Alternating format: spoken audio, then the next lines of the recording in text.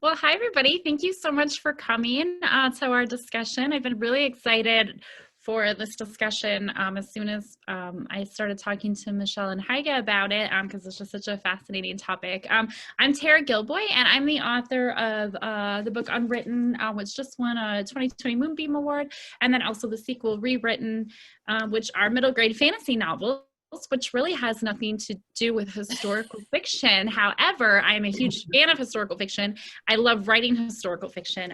I am just not as good at it as Heige and Michelle are. But they're going to give us a wonderful, wonderful discussion today.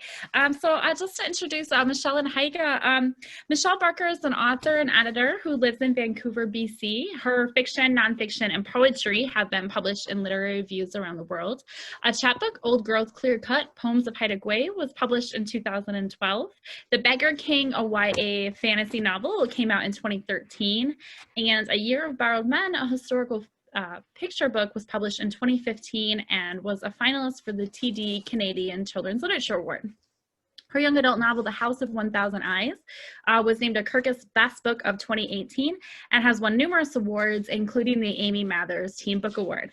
Her newest YA novel, My Long List of Impossible Things, which I have right here and we'll be talking about, it was named the Junior Library Guild Gold Standard Selection. Michelle holds an MFA in creative writing from UBC and works as the senior editor at the Darling Axe. Hi, Michelle.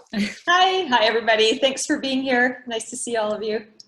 And then Heige Boehm was born in Germany in 1964. Her writing is influenced by the stories of her parents who grew up under Nazi rule, particularly her mother's account and survival as a child in World War II and post-war Germany.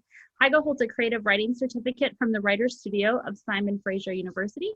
She lives on the Sunshine Coast of British Columbia, where she is writing and researching her next novel. And I have her book right here, Secrets in the Shadows. Both of these books are wonderful. I definitely recommend you take a look at them if you have not. So I thought we would start a little bit. I know sometimes it's fun to get a peek at these books if you have not read them yet. And I thought we'd have Michelle and Heige read a little bit from each one if you want. And I'll just kind of introduce them a little bit to kind of let you know a little bit about what they are about. I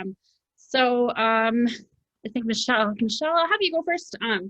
My Long List of Impossible Things is a young adult novel set in Germany and begins just before World War II is ending. The main character is 16-year-old German girl named Katja, who lives with her mother and her sister. She dreams of being a concert pianist, but when the Soviets arrive in her town, her life is upended and the family has to flee.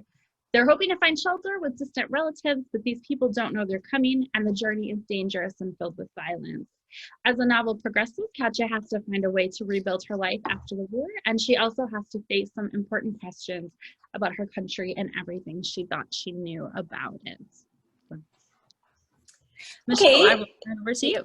Thank you. I'm just going to do a short reading from near the beginning of the book, and this is when Katja and her family have been ordered by the Soviets to leave, and they're now on the road. So that's where I'm going to read from. I think it's silly to go all the way to Pfahlhof, I said. Why can't we stay somewhere closer? Luckily, no one has asked for your opinion, Mutti said. So you will please keep it tucked in your pocket where it won't do any harm. Fine. I didn't want to think about Pfahlhof, some German city in the middle of who knew where. I knew where. A place I didn't want to go. Or Aunt Ilsa, who anyway wasn't even our aunt and didn't know we were coming. Guess how happy she'd be to see us. 3 more mouths to feed and, who are you again? Distant relatives, which didn't count for much when there was no food anywhere and millions of people were wandering the countryside with nowhere to go. All the Aunt Ilsas in the world must have cringed every time there was a knock at their door. Ilsa will be relieved to know we're alive, Mutti said. She and I were very close when we were youngsters. We used to play piggy on the ladder together in the hayloft. Mutti, with her no-nonsense bun, her lips pursed, scrubbing milk churns or covered in flour. I couldn't imagine her as a little girl playing a game with string. She had talked to us often about Ilsa, because Ilsa and her husband owned a clothing shop. I was curious to meet someone whose idea of dressing up meant more than taking off her apron. Hilda wasn't just curious, she was thrilled. Will Aunt Ilsa have Paris fashions? Will she let us borrow them, do you think? Stop making that face, I said. They're only clothes. I worried we wouldn't be fancy enough for Ilse, but that was a problem for tomorrow, Katja. Today, Katja had other things on her mind. You know what I really want, I said. Here we go, said Hilda. I want a wristwatch. I'd seen them on Soviet soldiers, their serious field uniforms with the fancy shoulder boards, their caps with the Red Star emblem, the rifles and tall black boots, and 5 ladies' wristwatches lined all the way up one arm. You need a wristwatch like a toad needs a waistcoat, Muddy said. A farmer works by the sun. When it rises, you get out of bed. End of story. A wristwatch is pure silliness. That's why I want one. Something dainty, so I could turn my arm and pretend to check the time while admiring the way it looked on my wrist. A farmer didn't wear a watch, but a concert pianist did. Perhaps a pocket watch, with a long gold chain disappearing into my pocket like a secret. It would tick against my chest like a second heartbeat. Not just 1, 2, 3 wristwatches, I said. I'd wear them all at once. I'd set one on Berlin time, one for London, and one for New York City. Dummkopf. Hilda's cheeks went red. We don't need to know what time it is anymore. What time is it? It's over. It's after. It's never. You don't need a wristwatch to tell you that. Just look around. Thanks. Thank you.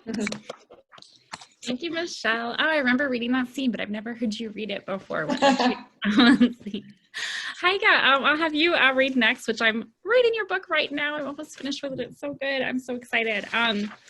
So I will just to kind of introduce your book a little bit. Secrets in the Shadows tells the story of best friends Michael and Wolfie, who are caught up in the fanatical enthusiasm of the Third Reich's ideology in the 1930s.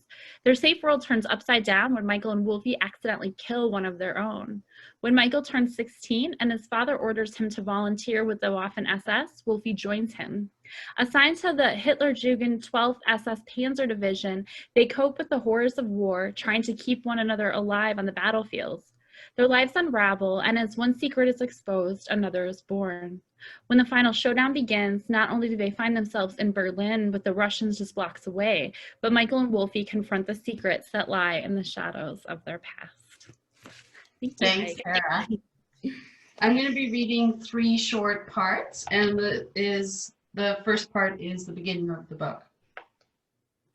I gazed into the butcher's window, and there, sandwiched between a goose and a sheep's head, my mirrored image stared back at me. I'm perfect, I told my reflection. I thrust my arm forward and clicked my heels. Heil Hitler. Frau Silberstein stepped out of the butcher's doorway. Michael, why are you saluting dead animals? Put your arm down before some sees. The next part is where Michael is 12 and he's with Wolfie, and they're on a train heading to Berlin, and Michael spotted a young girl named Rebecca, and he discovers later that she is Jewish, and a Sturmbannführer on the train realized that Rebecca and her mutti are Jews, and right at this part that I'll be reading, they're being hauled off the train, and Michael is horrified by what he's going to witness. At the next small village, the train stopped, and I stared out the window in horror as Rebecca and Frau Shapiro were dragged and kicked onto the train platform. The Sturmbannführer had Rebecca by the scruff of her neck now, and the 2 soldiers held onto her mutti. Wolfie and my other classmate pressed their faces into the windows to watch, and I rose to my feet, my mouth open in silent protest. Then I saw Rebecca struggle free and start running away, but the Sturmbannführer pulled out his Luger and shot her. She stumbled and fell and tried to get up. He shot her again. After that, she didn't move. All this time, Rebecca's mutti was screaming and struggling to get free to run to her daughter. The Sturmbannführer nodded to the soldiers to let her go. Then he shot her dead, too. The next part I'm going to read is Michael and Wolfie are in the Hitler Youth 12 SS Panzer Division, And they're in the Ardennes. It's nighttime and they're seeking shelter, and Michael is in charge of a bunch of other young soldier boys, the youngest being 14. The boys huddled together. I sat as close as I could to them, and although I knew the cold still ripped through their hardened young hearts, sleep captured them.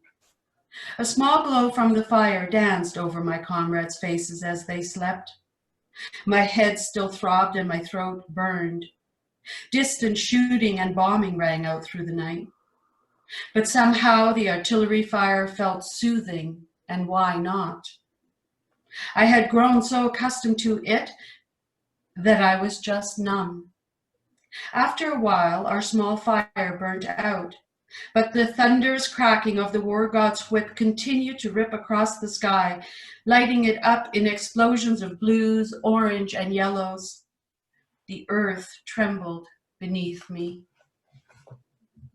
Thanks. Thank you. Thank you both so much. Like I said, I love both of your books so much. And I know you guys both were dealing with some really difficult subject matter. And I'm curious if you could speak a little bit about why you wrote your books. What kind of compelled you to tell these stories?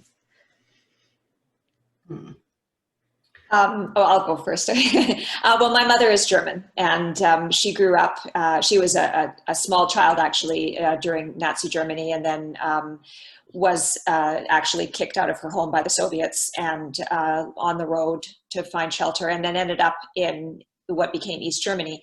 So I have for a while been very interested in her life and what she experienced.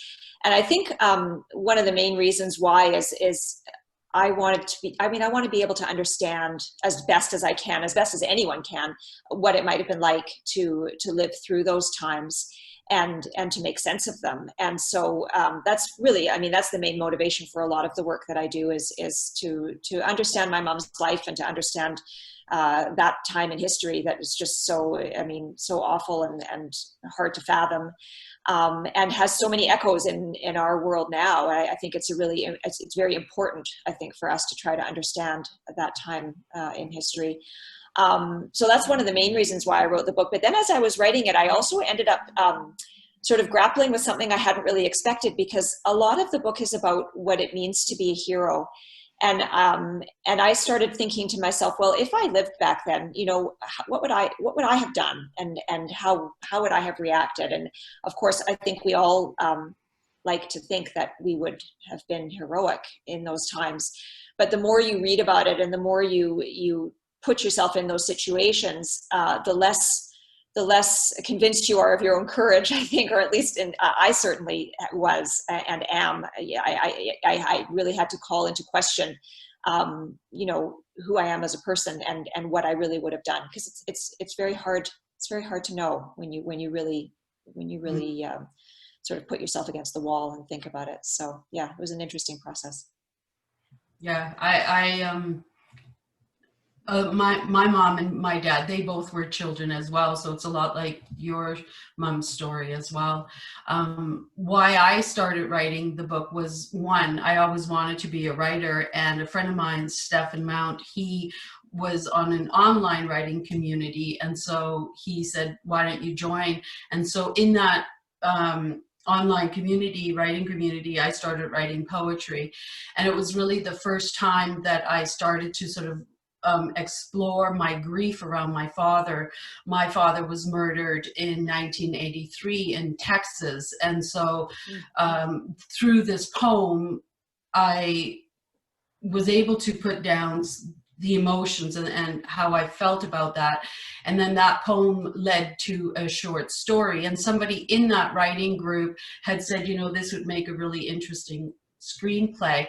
And so years later, I took a screenwriting workshop, and I took that short story to turn it into a screenplay. And then in that class, I realized that I actually wanted to write a book about my father. And I sort of struggled a little bit at what point to start writing about Dad. And and so I thought, you know what, go back to him being a child, learn and understand what his life was like. And because I didn't know my dad's stories, I grew up hearing my mother's stories. And by sort of researching World War II, I got deeper and deeper into understanding what life might have been like for my mom and dad. And I always record my mother's stories, and they really helped me as well. And they had fled from the Russians as well. Yeah, so it really helped me to see what their lives were like. I got a deeper understanding and more compassion for my parents through that process.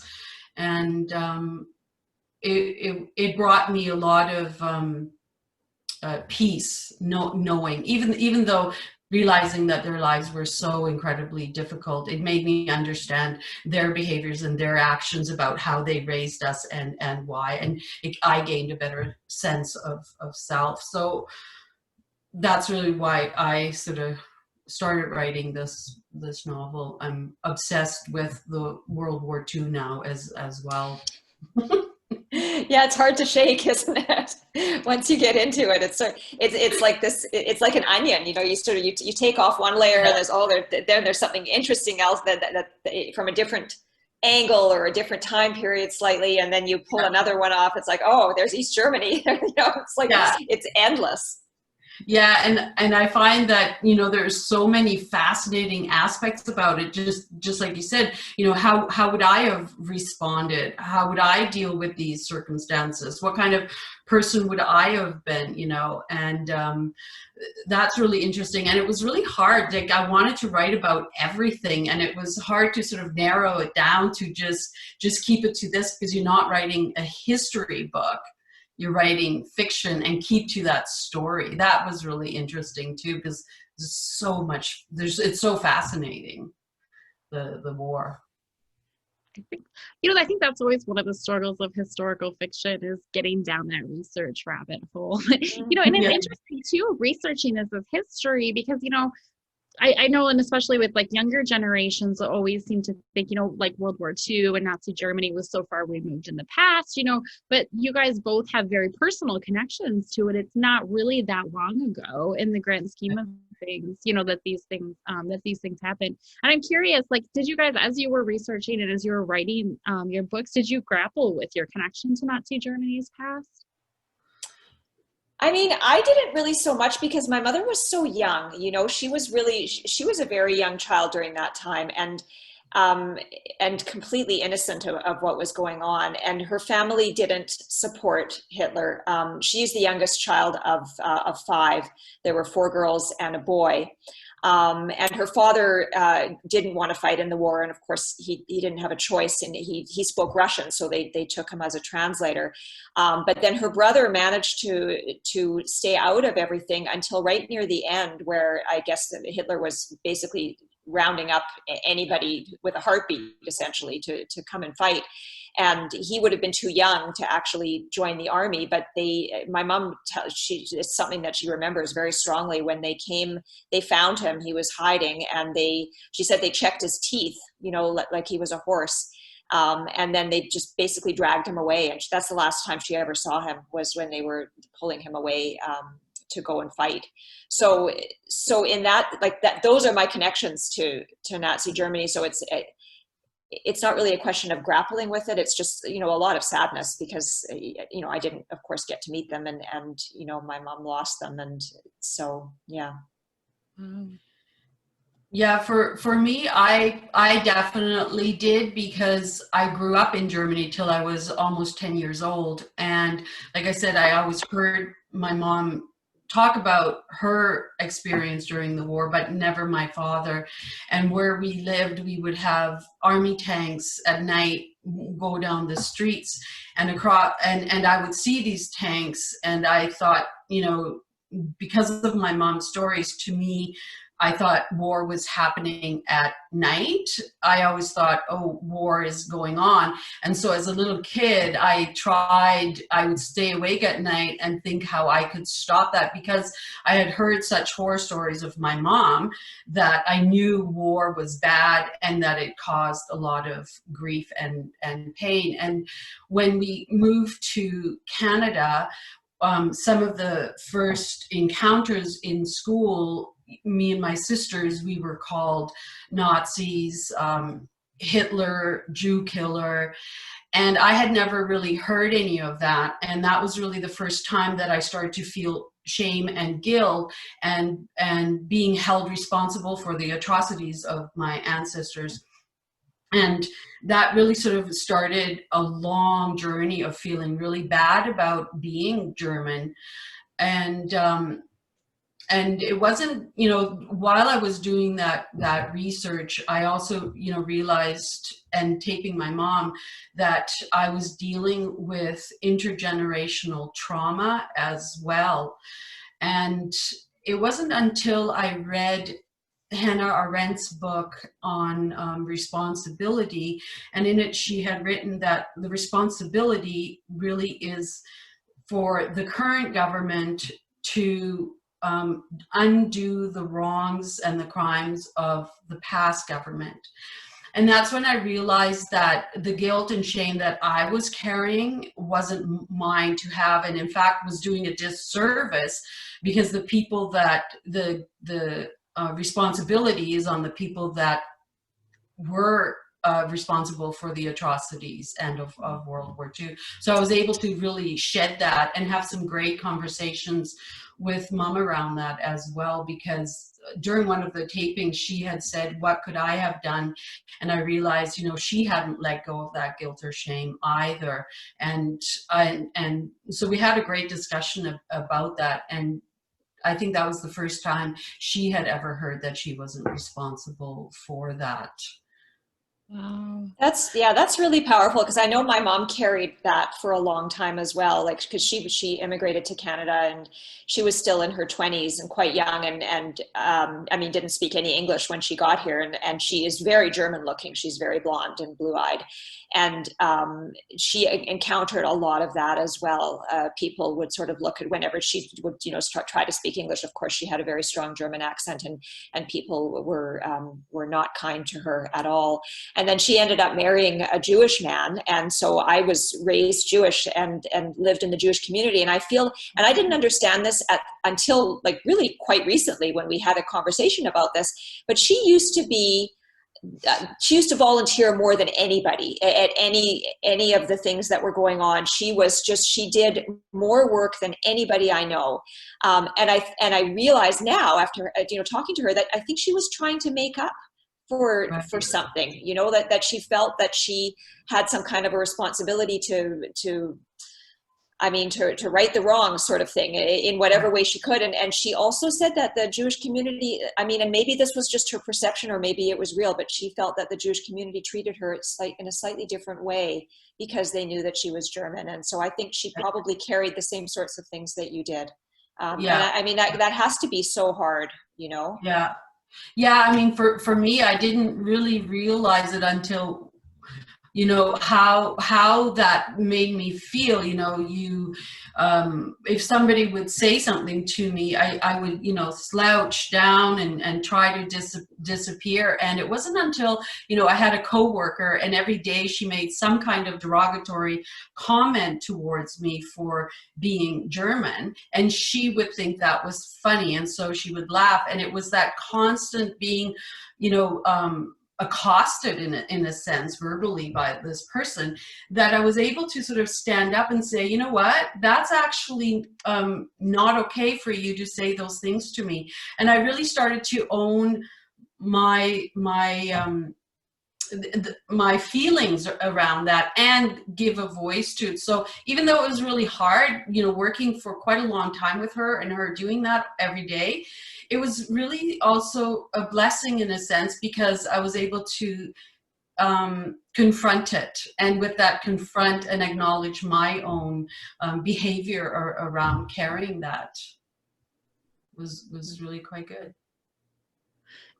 It sounds like, 'cause from what you guys were saying about the process of writing the book and talking about the history, and, both of your, mothers kind of dealing with that as well.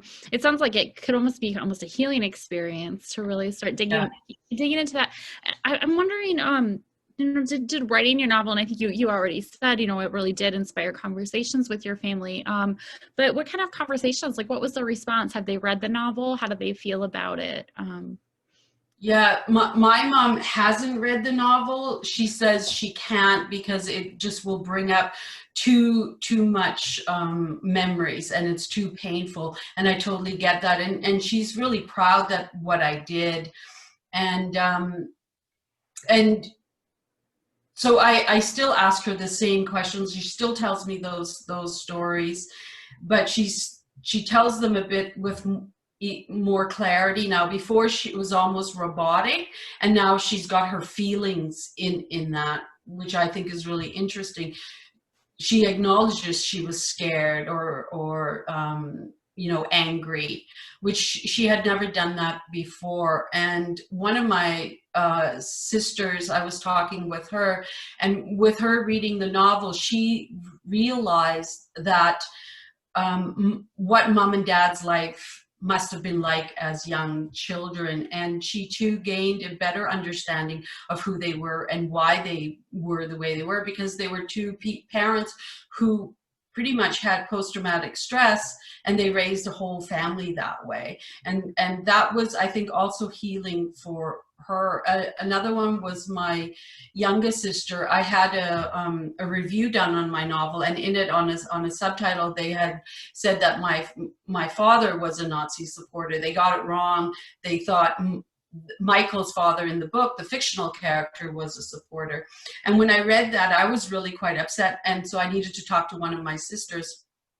And I told her what they had said, and I felt like I had done something wrong. And then, so we had a bit of a discussion, and then she called me back, and she was actually letting me know that she was really quite upset about that.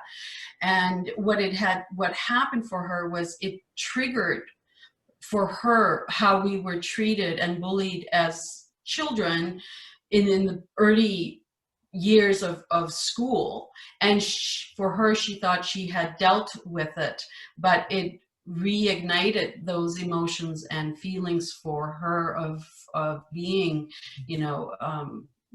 verbally abused that way. And so that was kind of good to sort of have that discussion around that as well. So. Yeah, no, my extended family has actually been very supportive of all the work that I've done around Germany. Unfortunately, with this book, like it literally came out like almost to the day that the pandemic hit. So, I mean, I didn't have a launch, and I didn't have the discussions around it the way I have with my other books, which is really too bad, because this one especially, centered around things that I think that our extended family could have talked a lot about. But my mom really loves the book, and I'm a little bit surprised, just because I feel like your mom, Heige, like it would, and she says that it brings back so many memories. And I thought, oh boy, like maybe those are memories you might not want to relive, Yeah. But she really, she liked the book a lot, and she found it, I guess it just brought back her life back then. I mean, again, like I feel like, oh geez, you maybe don't want to remember that. But I've had only positive responses from my family, which has been really nice. So I think too, by writing these stories, the novels for my parent, I think it sort of gave them a voice as well. It's like almost being witness to what happened to them, having some form of acknowledgement of what they endured, I think it did that for them, for sure. I think that's absolutely true, because, I mean, I grew up listening to stories as well, but it's a little bit different when you actually delve into it. And I mean, when you write fiction, you are putting yourself into the shoes of these people and really almost experiencing it as close to firsthand as you can, right? Because you're dramatizing it and imagining it and putting yourself in that place. And I mean, it's the closest that I've ever been able to come, certainly to my mother, to understand, you know, who she is as a person now, based on all the things that she lived through, you know, not just during the war, but then afterwards in East Germany as well. So yeah, it's been a really interesting process. Well, and some interesting points come up too, because like as you said, you know, you're both writing fiction, but it's based so much on your own personal family stories. And so I'm curious, and I know Heige, you had mentioned being upset when, you know, a reviewer had thought that character was, you know, based on your father. And so I'm curious where that line falls in each of your books. You know, what characters were there characters that were based on real people? Where's that balance between what's fiction and what is not? Well, when I first started writing this book, I had thought that I was going to be writing like my mom's life story. And so it was going to be like almost, I mean, it was going to be fiction, but like based on a true story. And that went wrong really fast. It was not a good idea. So I had to back off, and then I started even worse. I started combining fiction and nonfiction and sort of creating a small explosions almost every day.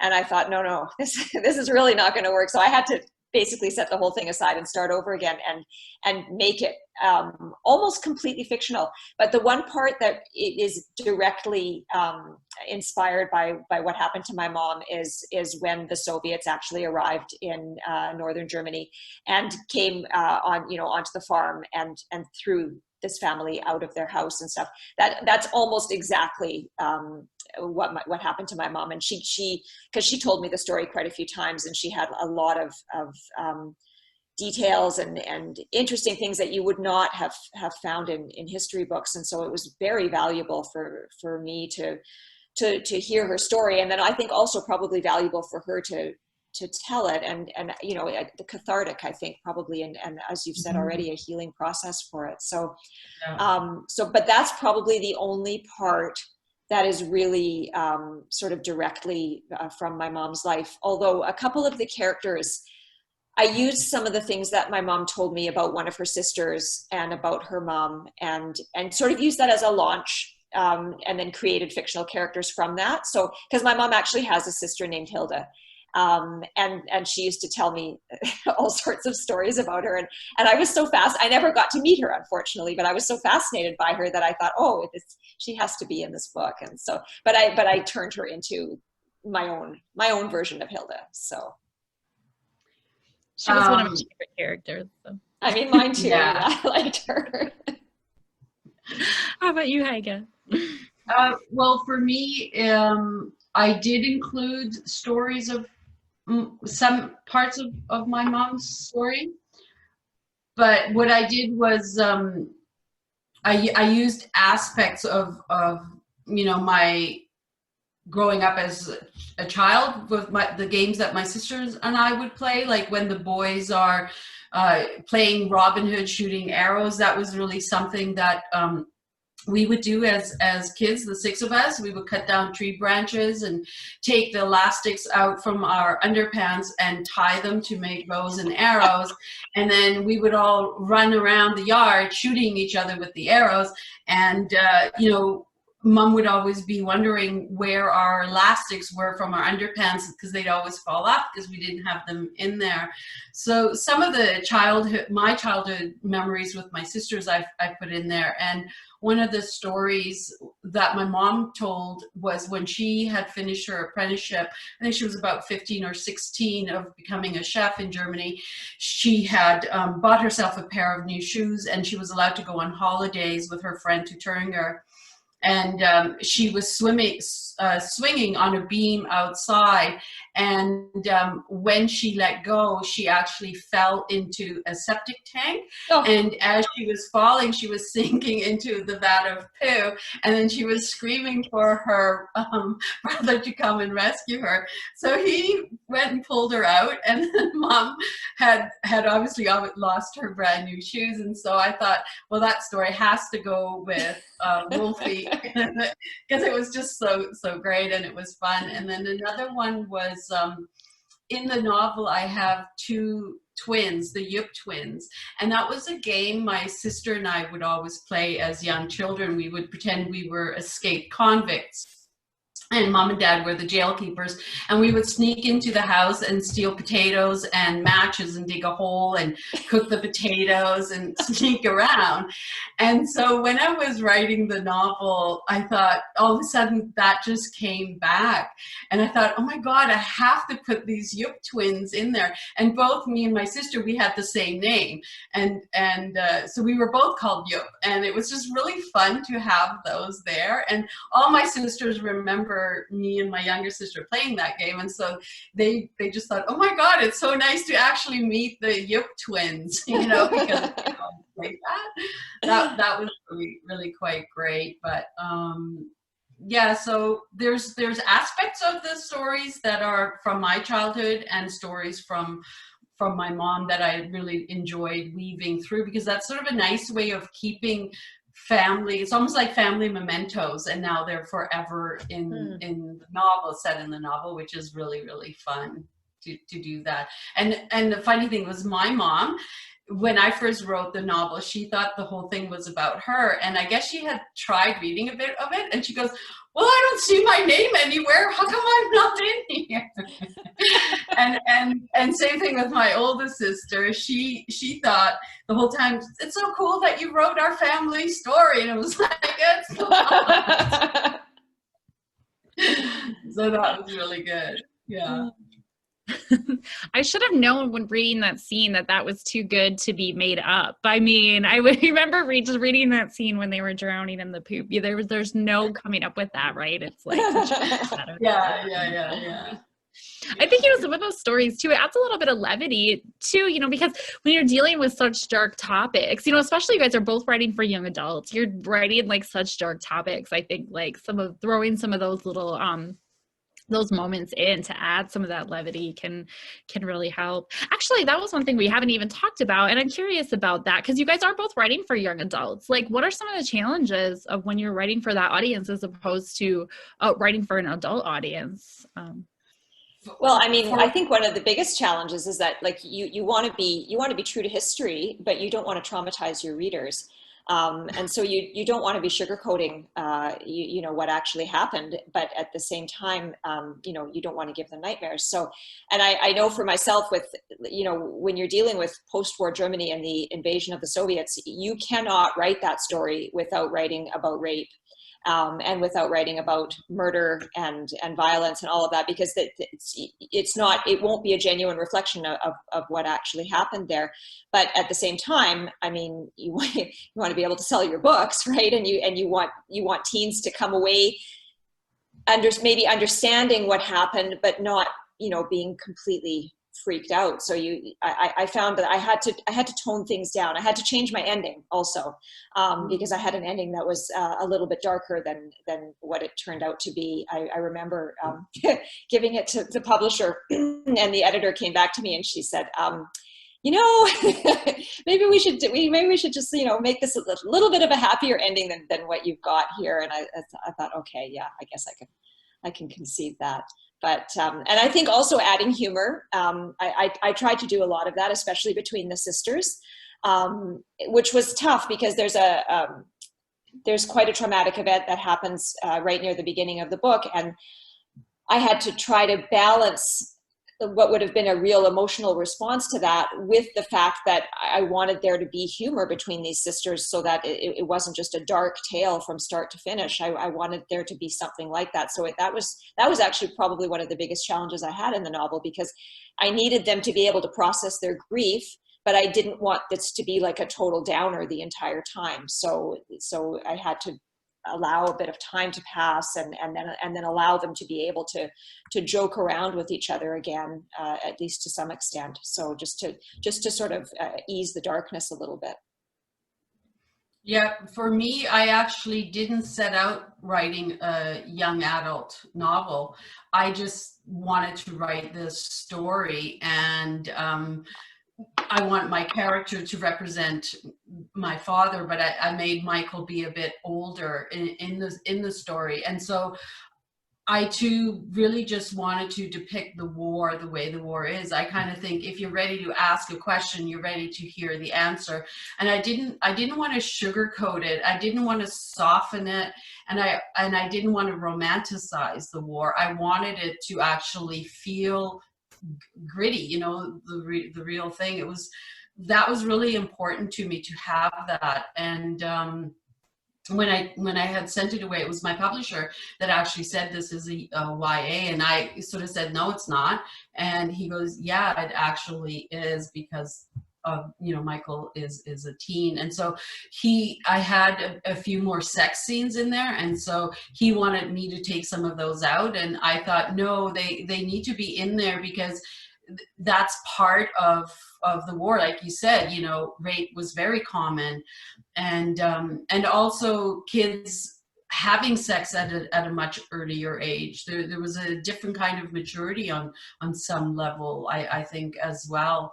And so it was really important to me to keep it true. And I sort of actually struggled with putting humor in it, because the things that I found funny, people would go, that's not funny. And so my humor is a bit twisted in that sense, because I was like, oh my God, this is so funny. And they're like, no, this is really sad. So humor is a challenge in stories like that, because you want it to be there, but you have to be really careful sort of how you approach it. Yeah. And I think, like, for me, the boys are naturally rambunctious, and my characters were a bit based on myself and my younger sister as well, and just sort of how we connected as kids, and we always sort of got into trouble. And there's a German book, Max and Moritz, and I grew up with that storybook, and it's about two rambunctious boys, and they always get into trouble. They steal chickens, and you know, they sort of hurt people along the way, and at the very end they fall into a batter, and the baker turns them into chicken feed. And so it sort of comes around, and as a kid I love that story. And so both Michael and Wolfie, in a sense, I thought, you know, it'd be really interesting to take those two characters and make them do things and have things happen to them, but a darker version of Max and Moritz, which was really interesting for me to do. That was one of the things that I really liked about both of your books, is that your characters did feel so real and gritty, and it wasn't, you know, things weren't smoothed over. They didn't get too dark, but it felt you know, both gritty, and they were a product of their time. But also I think they were relatable to teens today. I guess, you know, and I love reading historical fiction, but I think sometimes there's like this misconception that, you know, that young adult readers aren't interested in historical fiction, that it's like too old-fashioned or too far removed from their own experiences. And I'm curious, how do you keep it relevant for your readers today? Because I think both of you were very successful at it, and I'm just curious what your strategies were for that. For me, I think it's, you know, to try and get a reader to be able to feel the character through emotions, let them feel the emotions of the characters, because how we feel and how we respond, I think, is throughout the ages. It isn't just for now or in the 1800s. Love is love, hate is hate. And I think if you're able to make your characters feel authentic by having the right responses to situations, I think that can help draw the reader in and keep it current, and that's how they can relate to what's going on. And historical fiction, I think a lot of people like reading that because it teaches them about history instead of picking up a history book that can be quite dry to read. I think people learn history through historical fiction, and it's a great way of learning through it. I sort of find that historical fiction just it keeps itself relevant because the questions are timeless. I mean, the sorts of things that you grapple with in Nazi Germany, we are still grappling with now, unfortunately. I mean, whether it's questions like what does it mean to be a hero, or things like, you know, what do you do if you have a leader who is acting in a way that is harmful and dangerous? I mean, what is your role as a citizen? What should you be doing, and what happens if you do nothing? You know, that because there's a cost to doing nothing as well. And so I feel like current events do it themselves. They keep historical fiction relevant. And the more I write historical fiction and the more I read about history, the more startling it becomes in terms of the similarities between the sorts of things that are going on right now. And for example, I mean, the book that I'm working on right now takes place before the Nazis come to power, and the circumstances and the situation and whatever, it's actually pretty unsettling to see, you know, how similar those times are to the times that we're in right now. But I think the other thing, though, that's also really interesting about historical fiction to me has only come through with the pandemic, because I've never really sort of thought of myself as being in the middle of a historic event, which of course we really all are now. And it makes you realize that when we look at history, usually we are looking at it with the benefit of hindsight. And we look at it and we think, oh, well, I mean, obviously this is what they should have done. And you know, this was so inevitable. And why didn't they see this? And why didn't they do that?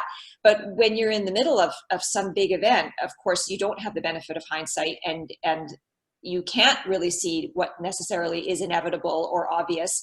And you don't know how bad things are going to get, and you don't know how long it's going to last, and all of these things that, you know, we tend to forget. Like when World War II started, nobody would have thought that it would have gone on for 6 years and would have turned into what it turned into. I mean, even the Germans didn't think it was going to last that long. And so I think that, you know, a lot of what I'm realizing right now about the pandemic and about historical fiction is that the things that you think that are unthinkable can actually happen. And that's I think maybe one of the biggest and most important lessons of reading historical fiction is that we take a lot for granted, and we shouldn't. You know, a lot of the things that we have in place in our society right now are very fragile. And when you look at history and you see how easily these things can fall apart, you realize that they can very easily fall apart again. So it's just so important to read these things and to think about them and apply them to what we're in the middle of now. Yeah, I when the pandemic first hit, I spoke to my mom, and she had said, you know, this isn't that bad. We suffered a lot more than what's going on, and it keeps I keep thinking, you know, when I go grocery shopping and there was hardly anything on the shelves, and I thought, but there's still food on the shelves. In World War II, they went through for 6 years and they didn't have food. And 8 years after the war, they didn't have food. They went hungry, and they had bombs dropped around them. And it does really put it into perspective of, you know, well, this isn't that bad. We still have food, we have shelter, we have the comfort, we're not having bombs dropped on us. But what was great for me was feeling that fear. And I thought, instead of it shutting me down, I thought, wow, I can really understand the kind of fear that the people would have had, and more so in World War II when they're escaping or, you know, just trying to survive. And so I used that fear and obviously amplified it for my next novel. And I thought it made me really be able to write more authentic, my characters. And so part of it is like, no, don't end right now, because I haven't gone through enough process yet. I need to feel more stressed out to understand. Don't worry, it's all coming. But I had the same experience, like right in the beginning when I mean, I guess nobody knew what was coming, and we had all sort of shut our doors and shut our windows. I mean, part of it felt like a zombie apocalypse, but part of it also felt like and I had already finished my novel, and so I thought, oh well, I guess I don't have the benefit of what I'm experiencing now. But I really had that weird sort of feeling where I thought of my character, and I thought, like, they knew the Soviets were coming, and they knew that it was going to be bad, but they didn't really know what to expect exactly. And there was that sort of waiting, like you're almost holding your breath, and you know this thing is going to happen. And when the pandemic was just like, when we were all just sort of starting to hunker down, I thought, oh wow, like this must have been in a very small way what they must have felt when they knew that this terrible thing was coming, and they just didn't really know what it was. They didn't really know what to expect. They just knew it was going to be bad. You know? Yeah, and I think that the constant fear, you know, that fear, like, I think, wow, we've been in this for 8 months, but they did 6 years of this continuous fear. What does that do to you? And I think, you know, even during the war, people got married, people died, they had funerals, they had birthdays, they celebrated, they cooked, you know, life still continued on a certain level, you know, and I thought, I don't have to be just freaked out. I can still do a lot of these things and enjoy moments and times that life really offers, and appreciate. And also I really appreciate the people that I was able to connect with and socialize, you know, with my partner, and just looking sort of at the relationships that I had and have. They became more sacred in a sense. And I think, you know, during the war, people would have done that same thing. You know, they really, all of a sudden, family was really, really important, and you tried to protect and your neighbors as well. You know, and also it gave me an insight to people, the fear, you know, the fear mongering around it. Which I think is really interesting when you feel fear, what you tend to do with that. You could see that, you know, Well, through yeah. the pandemic.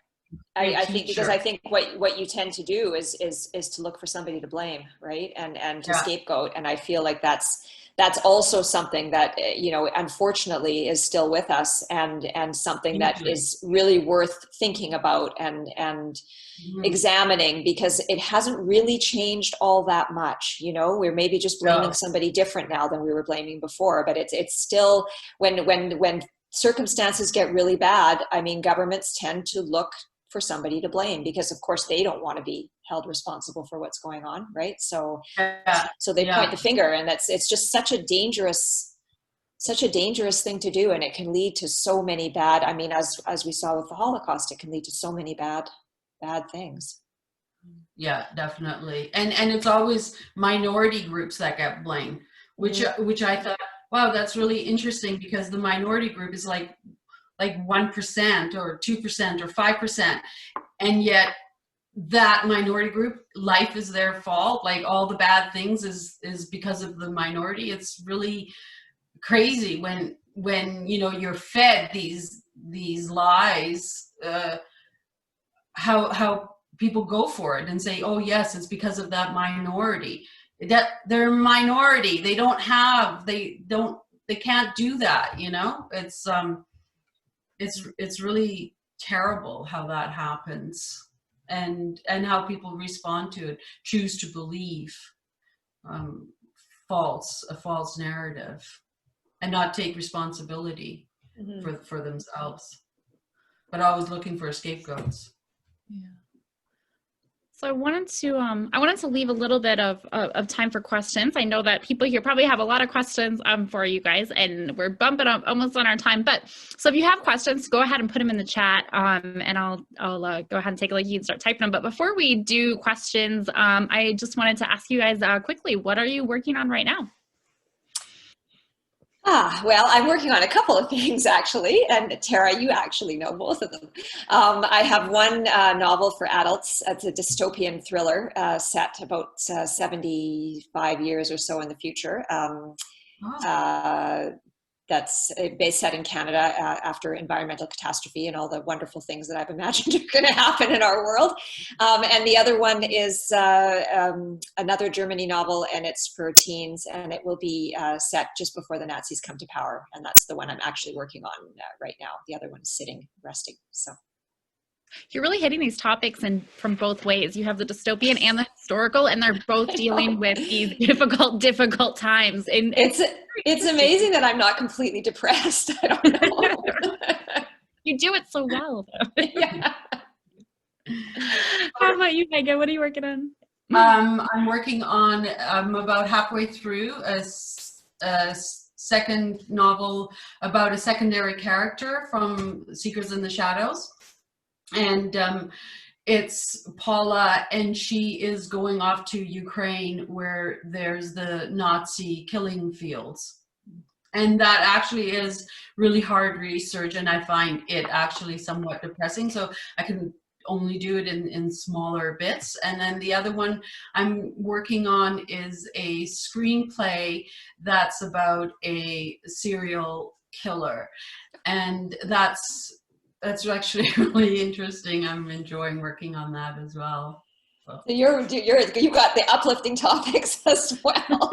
I'm sorry, I was laughing when you said a serial killer, just because it's like from the frying pan into the fire, you know. So yeah, well, it's really fun because the serial killer takes place on the Sunshine Coast, and so some of my clients, I'm telling them about, and they're like, "Oh no, don't put a serial killer here." Or my sister, she lives up here too, and so she was saying, well, where do they live? And I go, oh, actually, right down your road. Like, no, you can't do that. Oh my goodness. It's so funny because I was just laughing at Michelle when I was, saying, oh, you're getting it from both sides with these dark stories. And then you topped her, I think, with the serial killer. Yes, I think she did. I think she won that round. I was actually working on a story with a killer in it too, and I kept talking about it, and people would look at me and go, wow, this was crazy. She keeps talking about it. I'm like, but it's so interesting. It is so interesting. Yeah, you sometimes shouldn't tell people what you're actually working on, you know. And you don't ever want to let them see your search history. I know, right? Like I sometimes I'll change it to like incognito mode just because I don't ever want that popping up, like when I'm typing with my students on Zoom. Well, we did oh, sorry, go ahead, Heige. I once had to get my computer fixed, and I had to tell the guy, I'm really not a white supremacist. I just got a lot of Nazi stuff on here, and I'm not a bomber, because all the stuff I've been researching for it, right? And the guy just sort of looked at me like, okay, whatever. Somewhere there's like a special list for writers that the government watches. Exactly.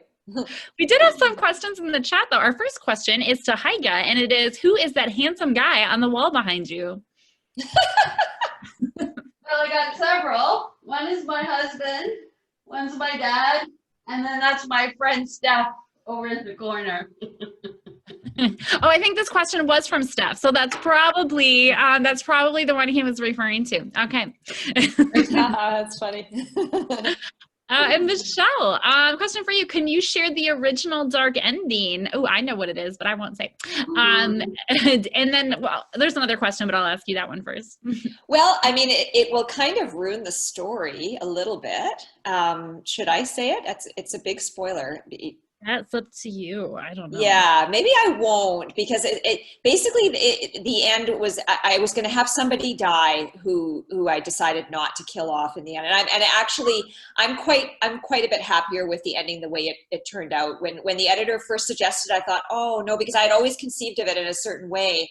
And it's tough to change something like that. But then I thought, well, I'll try it, and I'll see what it feels like. And when I did it, I thought, oh, actually, no, she's right. It turned out a lot better. So yeah, so it was. I mean, as editors usually are, they're right, and I am. They're always right. They're always right. They're always right. My editor is always right. I wonder if it's a writer thing. I have a character who I've killed like 4 or 5 different ways across 2 different books, the first book and the series. I killed this character so many ways, and she's still alive in both published books. My editor talk me back from the ledge, but I killed her a lot. And then we have another question. Did either of you use travel for research? Oh, I did. I went to Germany, yeah, which was wonderful. And I, in fact, was supposed to go back again this fall, but that got canceled. But I did. I went back. I went to Berlin, and I went to the town where my mom lived after the war. And I still, one of my cousins still lived there, and she had actually spent all the years through East Germany there. So I talked to her for quite a while, and she took me on a tour, and we went around. I actually went to my grandmother's grave, and I went to a couple of the houses where my mom actually lived, and it was a wonderful experience. And I mean, because it was my first time in Germany as well, but being in Berlin too, it's a pretty amazing city, and to be able to sort of walk around. I mean, there's so much history there, and it's almost hard. I mean, I guess anywhere you go, and I mean, I also went to Auschwitz, so that was another big experience. I mean, you stand in these places and you think, like, of the things that happened there. It's almost impossible to get your mind around. Actually, Yeah. It's pretty crazy, but that was a fantastic trip. Yeah. I went back 10 years ago, and since then I've gone back 4 times. And being in Berlin, I had just started writing my novel, and we were walking down Kurfürstendammstrasse, and there was a church, the Kaiser Wilhelm Church, and it's just a memorial. And beside it, they built another church called the Lipstick. And they kept the main steeple of the church as a memorial. And so you're walking down the street, and all of a sudden you see this blown out steeple, and it literally transports you right back to the war. And when I saw that, I thought, oh gee, I need to have that in my novel. So that was really interesting. And then it's actually this, which was a coincidence, it's this steeple that they still have that main part of that church in there. It was really fascinating to see it. And then another time I visited my cousin Elke in Dresden, and they took us to, they call it the Swiss Alps, and you hike around in Prina. And I had just written a part about Sonnenstein, which was a euthanasia center for the youth who were mentally challenged. And I didn't know that place still existed. And we had gone by, and I saw a sign that said Sonnenstein, and I said, oh my God, we have to go in there. And that, walking around the grounds and seeing that killing center, it really sort of threw me for about 6 months, and I had already put it in my novel. That was pretty surreal to see that, and I'm still upset about it. That what it represented. It was really quite disturbing. So, I couldn't imagine going to Auschwitz and seeing that. It was pretty. You know what? I mean, there were several horrible things, but one of the most horrible things was to see how big it was. You don't realize how it went on forever. I mean, you'd stand there and you couldn't see the end of it. And like, that was one of the most startling things of all. I never really realized how big it was, and it was huge. It was interesting with the Sonnenstein, because the whole town was around it, and they had this huge cathedral. And I thought, how do you stay in your house and then see smoke, because they murdered them in the ovens, and there's this amazing cathedral, and on Sunday you go to church. I couldn't fathom that. Like, it's so hard to get your head around that, So those are good trips, and just talking to relatives about their experience, especially these German relatives. That was really fascinating as well. There's another question for you, Michelle. This one, it says, I find it interesting that your German mom married a Jewish man. Is there any kind of dynamic with regard to both of their family heritages, or a feeling maybe of some kind of resolution, given that we were talking about how you both deal with your ancestry today? I mean, I don't, I'm not sure how intentional it was that I think it just sort of happened. And I mean, to me, it does sort of symbolize a very nice resolution, actually. I think it's a good thing. And I feel like I'm really glad that I have both sides for myself. Like I lived in Jerusalem for a year as well. And I mean, I grew up Jewish. And so I have that part of me, but then I also, and not so much when I was growing up, but more so now, like really trying to honor my mom, because when I was growing up, she really, like, she never spoke German to us. And she sort of, I feel like she kind of set her Germanness aside, because as I'd already said, that, she was feeling, I think, discriminated against, and uncomfortable, and all the things, of course, you would feel as a German person in the Jewish community, even though she was a child during the war. So she didn't want to bring her Germanness to the family, I guess, and so I feel like now I'm trying to understand it and appreciate it, and honor her, and honor, what she lived through and stuff. And for me, that's been really important. So, and I like having both sides. I think it's been good. I'm not sure if that answers the question, but. It does. No, it does. And a follow-up question, this one for both of you. Were either of your families in the post-war camp set up by the Soviets? My uncle, he was caught and lived in the POW camp for about 5 years, and same with my grandfather. 5 years after the war, he came home, and they were both in POW camps. I think that I mean, I don't think that my mom ever knew what happened to her father. I think she thought that he was in a camp, but then they never heard from him. So I don't really know. I'm not sure. Let's see. And then a question for Heige. Is the second book a continuation of the first story with regard to Wolfie and Michael, or does it deal with different characters, storylines, and another perspective? It's Michael and Wolfie keep wanting to come into this novel, and I keep saying, you had your turn, it's time for somebody else. It's about Paula, Michael's sister, and she's a nurse, and she goes off to the Ukraine, and yeah, so there's a whole bunch of new characters. And what's really fun about writing this novel is we learn more about Michael's life, because as in any family, we can be in the same situation, have the same things happen, but we all take a different view of that, or accounts of that. So it's been really fun writing it from a female perspective. And I had a really easy time writing Michael and Wolfie from a male perspective. I'm having a much harder time writing from a female perspective. Oh, that's interesting. Yeah. That's what I thought too. I struggle because the one thing I don't want to do is I don't want to stereotype females.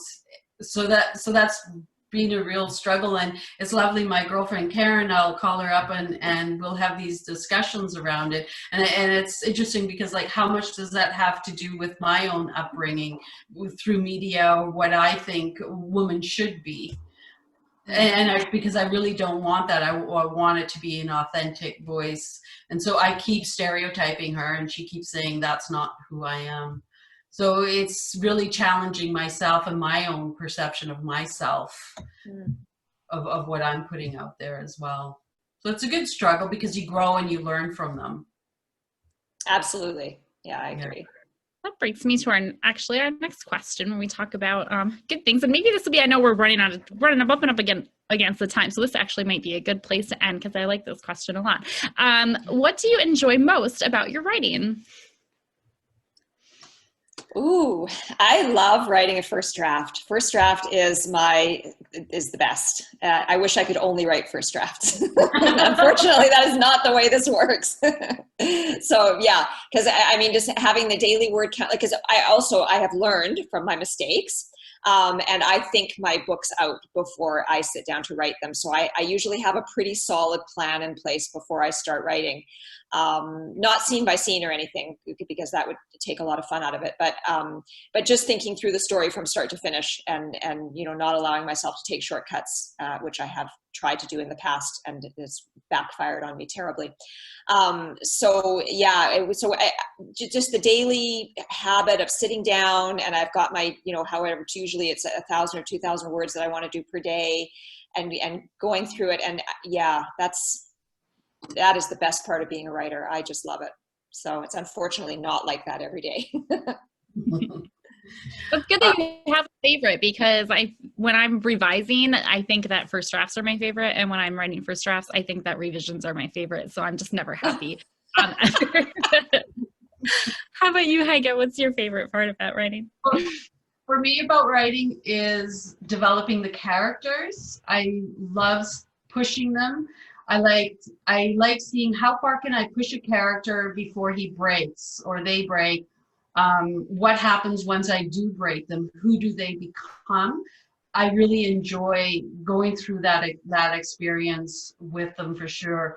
I don't plot my stories. I see them from beginning, middle, and end within like a really short period of time, and I don't know what's going to happen in between. And that, I think, is one of the things that I really enjoy, is having the characters tell me who they are and what they're doing and what they want to have happen. Basically, they're telling me their life, and I get to record that. That's sort of how I feel. And so I really love being in that flow. It's almost like you're in a trance and you're just recording what the characters are saying. And again, my favorite part is seeing how far I can push my characters to the brink and what they will do. That I really enjoy that. Well, that's lovely. Well, thank you so much for giving us this peek into your creative process and your family histories, and just this whole process of writing these amazing books. If you guys have not read them yet, I do encourage you to get copies, because they are both amazing. So this has been fascinating for me. I felt like I was the audience and not even leading this discussion, because I'm hanging on your every word. Thank you so much. This has been wonderful. And thank you guys all. Thank you guys for coming. Yeah. Yes, thank you. And Tara, thank you for moderating, and Orla, thank you for being here. And yeah, this has been amazing. Yeah, thank you so much, Tara. I loved every moment. All your questions were wonderful. Thank you for doing what you did. And Michelle, thank you. And Orla, thanks for organizing this. And thanks to you guys in the audience. Yes. Thank you. It was wonderful. Thank you. Thanks, you guys. Hey, bye, everybody. Bye.